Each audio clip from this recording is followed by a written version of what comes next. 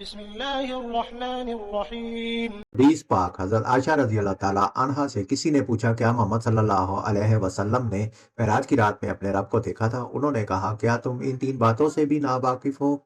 ایک، جس نے یہ کہا کہ محمد صلی اللہ علیہ وآلہ وسلم نے شب معراج میں اپنے رب کو دیکھا تھا تو وہ جھوٹا ہے۔ پھر انہوں نے ایک آیت کی تلاوت کی، یعنی کسی انسان کے لیے ممکن نہیں کہ وہ اللہ سے بات کرے سوائے اس کے کہ وحی کے ذریعے ہو یا پھر پردے کے پیچھے سے ہو۔ دوسرا، جو شخص تم سے کہے کہ نبی کریم صلی اللہ علیہ وسلم آنے والے کل کی بات جانتے ہیں تو وہ بھی جھوٹا ہے۔